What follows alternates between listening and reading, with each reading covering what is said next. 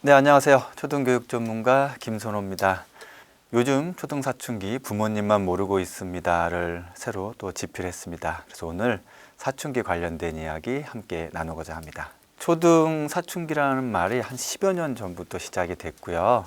지금은 학부모님들 사이에는 어느 정도 초등식의 사춘기가 오는구나 라는 것이 이제 많이 받아들여졌습니다. 사춘기가 일찍 찾아오고 끝나는 시간이 그렇다고 빨라진 게 아니에요. 그냥 고등학교 기간까지 계속 이어집니다. 그래서 길어진 사춘기라고 보시면 되고, 사춘기에 대한 시작점부터 이제 부모님들이 관심을 가지셔야 되죠. 오히려 사춘기의 정점은 초등학교 6학년 정도가 지금은 정점인 경우가 많고요. 그 과정 중에 중학생들은 이 사춘기를 학부모님이나 집이나 뭐 학교나 환경에서 어떻게 케어가 되느냐에 따라서 그 상태에서 잘 유지되고 가느냐, 아니면 가지 않고 이게 심리적인 증상으로 가느냐인데, 제가 보기에는 심리적인 증상으로 가는 경우가 많아요. 그래서 중학교 1학년, 2학년, 특히 여학생들의 경우 우울 증상을 보이는 경우가 상당히 많습니다. 실제적으로 그 질병관리청의 이렇게 통계를 보면 중학교 1학년 여학생 대상입니다. 최근 1년 사이에 그 스트레스 강도가 매우 높다라고 한 것의 40% 이상입니다. 그리고 2주 동안 너무 우울해서 일상생활이 불가능하다라고 표현한 아이가 10명 중에 3, 4명 정도 됐고요. 최근 1년 사이에 내가 자살 시도를 했다, 그러니까 행동으로 자살 시도를 했다 하는 아이들이 100명 중에 5명입니다. 5%. 상당히 많은 거죠. 예전의 중2병은 막 너무 반항이라고 생각했지만 지금의 중2병은 상당 부분 우울한 부분에 들어가 있다고 보시면 되고, 그 반항은 초등학교 5학년에서 6학년 사이가 거의 절정이라고 보시면 됩니다. 우리 아이가 사춘기인가 아닌가를 생각할 때 맨 먼저 둘 것은, 보통 부모님들이 어떤 심리적인 걸 먼저 생각하시는데 신체적인 것이 우선입니다. 성조숙증이 왔다 그러면 사춘기다라고 생각을 하시면 돼요. 이 사춘기라는 표현 자체가 생각사자와 봄춘자를 씁니다. 봄을 생각하는 시기라고 표현하는데 이 봄 참 이쁜 이름이네 라고 생각하실 수도 있어요. 하지만 예전부터 이제 봄춘자는 그 성에 관련된 것을 비유적으로 표현할 때 그렇게 사용을 했습니다. 그래서 춘약이라든지 회춘이라든지, 우리 아이가 성에 대해서 알게 되는 시기가 됐다 그러면 사춘기가 오셨다고 보면 되고요. 그게 신체적으로 반응이 일어났다 하면 이제 사춘기에 들어가는 겁니다. 근데 문제는 코로나 이후에 성조숙증이 을 겪는 아이들이 2배로 늘어났습니다. 엄청난 숫자죠. 그것이 이제 초등학교 1학년, 2학년, 여학생들이 좀 더 한 2년 정도 더 빠르고요. 그래서 그것으로 인해서 나의 신체에 어떤 변화가 있네 하면 바로 이성에 대한 관심을 갖기 시작하는 걸로 이제 연결되는 첫 출발이 되는 거고요. 심리적인 거로는 일단 짜증이 많아집니다. 이전과 다르게 급작스럽게 짜증이 좀 많아졌네. 이제 그때부터 엄마하고 이제 다툼이 시작되는 시기가 되죠. 짜증이 나오는 건 주고받는 관계인데, 짜증하고는 조금 다르게 많이 우리 아이가 갑자기 게을러졌네 라는 느낌이 들 때도 있습니다. 이건 아이들 입장에선 이제 귀찮아집니다. 모든 것들이 이렇게 귀찮아지는 식으로 자꾸 해야 될 것들을 미루고 행동이 좀 굼떠지고, 이러한 과정도 사춘기에 진입하는 모습으로 됩니다. 근데 이 정도는 뭐랄까 아주 가벼운 정도라고 할 수 있고요. 제일 안타까운 건 뭐냐면 폭력성이 증가합니다. 최근에 학폭으로 학교에 접수되는 사례 중에 1학년 학생들임에도 불구하고 학폭이 접수되는 경우가 상당히 많이 늘어나고 있습니다. 이 과정이 사춘기가 들어오면서 그 감정 조절에 대한 것들이 어려워지고, 이 혼란스러움을 어떻게 해결해야 될지 모르겠고, 일단 해결 방법으로 폭력성을 쓰는 경우들이 있거든요. 그래서 이전과 다르게 폭력적인 모습을 보인다 하면 이것도 사춘기를 한번 의심해 볼 만한 증상이라고 할 수 있겠습니다. 반항하거나 짜증내거나 그러면 무조건 사춘기라고 말할 수 있을지. 구분이 필요한데요. 이게 치료가 필요한 경우가 있고 사춘기인 경우가 있습니다. 이 두 가지를 구분을 해야 되는데, 특히 이제 남자아이들의 경우 많이 헷갈립니다. ADHD랑 사춘기를 혼돈하는 경우가 있고, 적대적 반항 장애를 겪고 있는 아이를 또 사춘기라고 오해하는 경우가 있습니다. 뭐 ADHD는 많이 알려져서 이제 그 3만 원 정도에 따라서 부모님들이 그 검사를 하시는 경우가 있는데, 적대적 반항 장애는 아직도 많이 모르는 경우가 더 많으세요. 사실 비율적으로는 적대적 반항 장애가 더 많습니다. ADHD보다. 이게 뭐냐면 권위를 가진 어른에게만 적대적인 행위를 보입니다. 반항을 합니다. 대표적으로 어머님들이 이 적대적 반항 장애의 많은 희생자가 되세요. 친구들하고는 엄청 잘 지냅니다. 또래하고는 참 잘 지내고 오히려 배려까지 잘하는데, 이상하게 어떤 특정 대상에 권위자, 뭐 선생님이 될 수도 있고, 대부분 아까 말씀드린 대로 이제 우리 어머님들이 그 대상 타겟이 될 수도 있고요.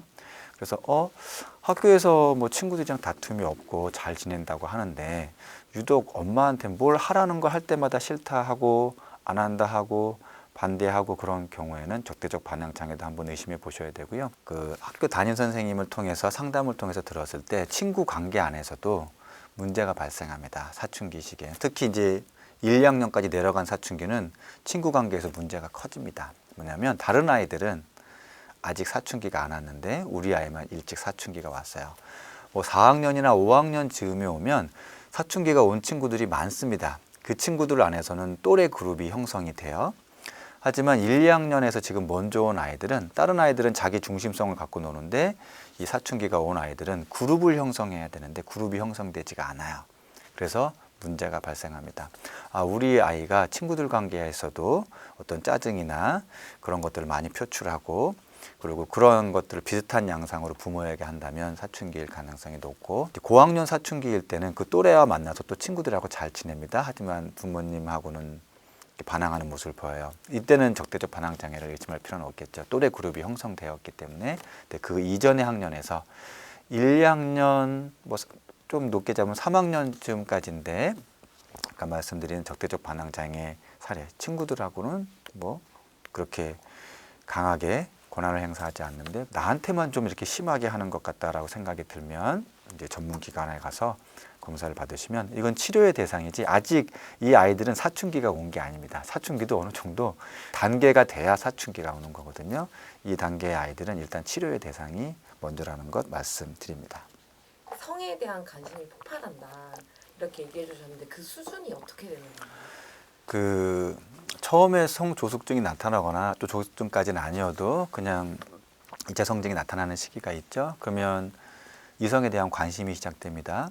그럼 바로 성교육에 들어가야 돼요. 그 시기를 성교육을 받았느냐 안 받았느냐에 따라서 이제 양극화의 과정이 나타나는데, 가장 눈에 띄는 건 아직 아이들이 어디서 본 것을 통해서 유사 성행위 놀이를 하기 시작합니다.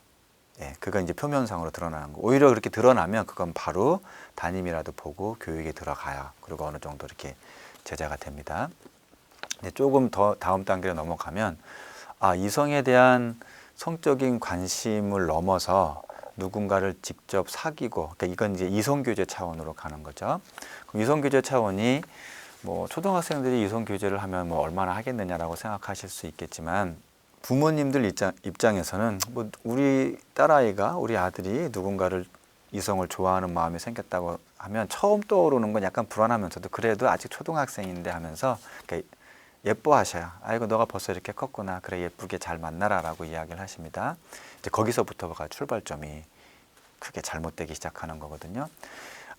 이 사춘기 시기에 사실 호르몬 쪽으로도 정말 강력하고 인지적으로도 정말 호기심이 막 넘치고, 그리고 그러한 감정을 느끼고 싶어하는 그 와중에 예쁘게 잘 사귀라고 만나라고 이야기를 하면 아이들은 드라마에서 보거나 영화에서 보는 걸 예쁜 거라고 생각합니다.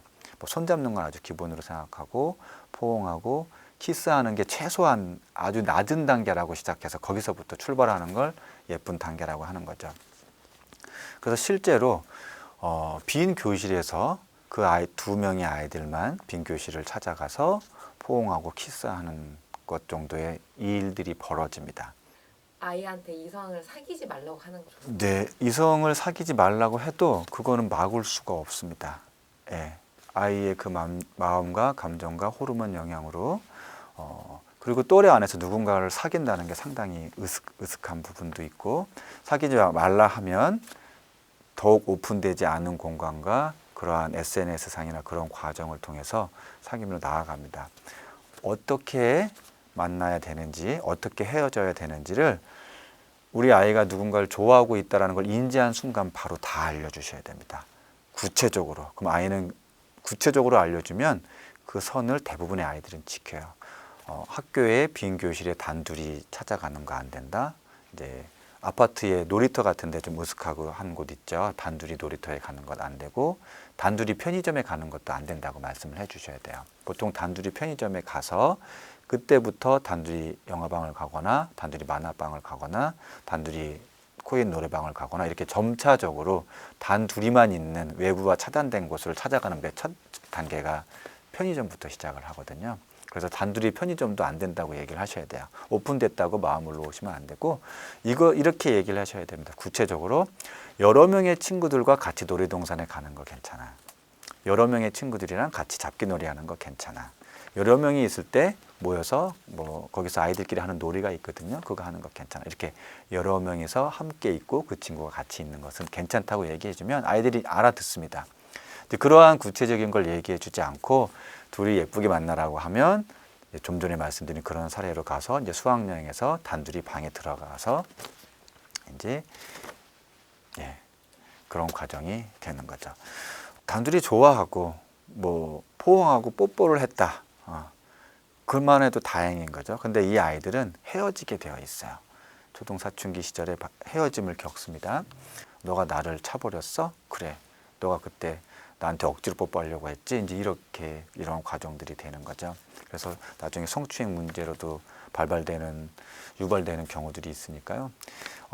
사례가 몇몇 사례가 아니겠지가 아니라 드러나지 않고 그러한 사례들이 생각보다 많으니까요. 꼭 유념하실 필요가 있습니다. 그래서 아까 어떻게 만나라라는 것도 얘기해 주지만 더 먼저 말씀해 주실 거는 헤어져도 된다라는 것부터 말씀해 주셔야 되는 거예요. 그래서 누구를 좋아한다고? 그럼 지금 1부터 10 중에 얼만큼 좋아하니? 그러면 대부분 약간 부끄럽다는 듯이 한 8 정도 좋아한다고 얘기합니다. 그러면 10 이상 좋아하고 있는 거거든요.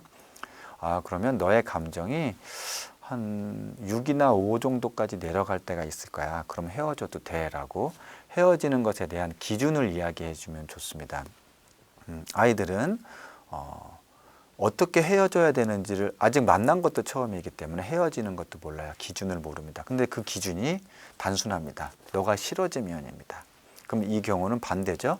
상대방 아이도 내가 싫어지면 그냥 싫다고 말하고 헤어질 수 있는 거야. 그건 누구 잘못이 아니야 라고 알려주어야 나중에 누가 헤어지자고 얘기했을 때 매달리거나 아니면 또 다른 방식으로 그것에 대해 복수하거나 그러한 과정이 벌어지지 않게 됩니다. 물론 힘듭니다. 힘들지만 그 원인을 자기 자신에서 찾지 않아요. 자기 자신에서 찾다 보면 왜곡된 결과를 갖고 오거든요. 그래서 헤어짐에 대한 기준.